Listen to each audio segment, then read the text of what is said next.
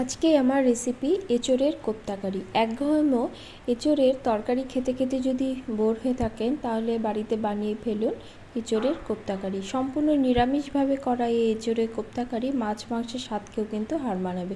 নমস্কার বন্ধুরা, tasty dishes by Ruma চ্যানেলে আপনাদের সকলকে স্বাগত জানাই।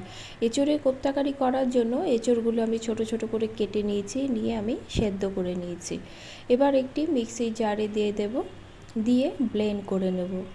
একদম মিহি পেস্ট হবে না, একটু গোটা গোটা রেখেই কিন্তু পেস্ট করতে হবে। আমার এঁচোড়গুলো ব্লেন্ড করা হয়ে গেছে, এবার একটি থালে পার করে নেব। এঁচোড়গুলো একটু থালে পার করে নিয়ে তাতে দিয়ে দিব স্বাদ অনুসারে নুন, অল্প পরিমাণে চিনি, 1.5 চামচের মতো বেসন। বেসনটা দেখে দেব, পরে যদি প্রয়োজন পড়ে তখন দেব।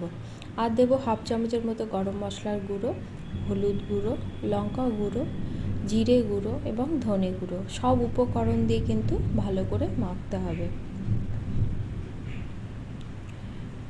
আমার বেশ ভালো করে মাখা হয়ে গেছে, আমার কিন্তু আর বেসনের প্রয়োজন পড়েনি। মাখতে মাখতে দেখবেন বেশ স্মুথ হয়ে আসবে, তখন হাতে তেল মাখিয়ে আপনাদের পছন্দ অনুসারে শেপ দিয়ে তৈরি করে নেবেন। আমি ছোট ছোট বলের আকারে গড়ে নিয়েছি। এবার কড়াতে আমি সর্ষের তেল দিলাম, রান্নাটা আমি সর্ষের তেলেই করব। এই তেলে বড় করে কেটে রাখা আলুগুলো আমি দিয়ে লাল করে ভেজে নেব। আলুগুলো আমার ভাজা হয়ে গেছে, এই তেলেই আমি কোপ্তাগুলোও ভেজে নেব। কোপ্তাগুলো ভাজার সময় কিন্তু একটু সাবধানে ভাজতে হবে। আমি সবগুলো কোপ্তায় একসঙ্গে দিয়ে দিয়েছি, দিয়ে ভালো করে এক পিঠ লাল করে ভেজে নিয়ে তারপরে অপর পিঠের জন্য উল্টে দিয়েছি। কোপ্তাগুলো একটু সময় নিয়ে ভাজতে হবে এবং গ্যাসের ফ্লেমটা কিন্তু মিডিয়াম থেকে লোতেই ভাজতে হবে, তাহলে কোপ্তাটা পুরোটাই সুন্দরভাবে ভাজা হবে, কাঁচা থাকবে না। দেখুন আমার কোপ্তাগুলো কি সুন্দরভাবে ভাজা হয়েছে, বাইরেটা যেমন ক্রাঞ্চি, ভেতরটা কিন্তু তেমনই সফট হয়েছে। এবার ওই তেলেই আমি ফোড়ন দেব, তেজপাতা, গোটা গরম মশলা এবং জিরে।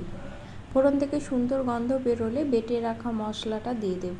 মশলার মধ্যে আমি 2টি মাঝারি মাপের টমেটো, 1 টুকরো আদা, 4টে কাঁচা লঙ্কা এবং জিরে দিয়ে পেস্ট করে নিয়েছিলাম।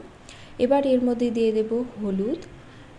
ঝালের জন্য আমি কাঁচা লঙ্কা দিয়েছি, তাই কালারের জন্য আমি কাশ্মীরি লঙ্কা গুঁড়ো দিলাম, আর দিলাম স্বাদ অনুসারে নুন দিয়ে মশলাটা মিনিট খানেকের মতো কষিয়ে ভেজে রাখা আলুটা দিয়ে দেব।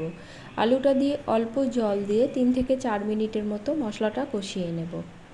মশলাটা কষাতে কষাতে কিন্তু আলুটা কিন্তু অনেকটাই সেদ্ধ হয়ে যাবে এবং মশলাটাও খুব সুন্দর কষানো হয়ে যাবে।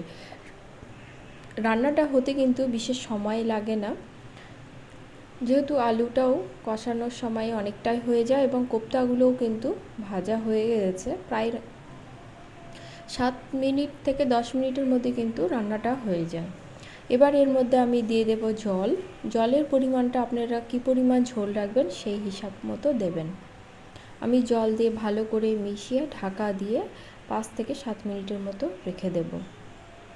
ঢাকা খুলে দেখে নেব, দেখুন ঝোলটা কিন্তু আমার বয়েল চলে এসেছে এবং জলটাও কিন্তু অনেকটাই কমে এসেছে। আলুটাও কিন্তু আমার পুরোপুরি সেদ্ধ হয়ে গেছে। এবার আমি এর মধ্যে কোপ্তাগুলো দেব। কোপ্তাগুলো কিন্তু আগে দেওয়া যাবে না, কোপ্তাগুলো খুব নরম থাকে, ভেঙে যাওয়ার সম্ভাবনা থাকে।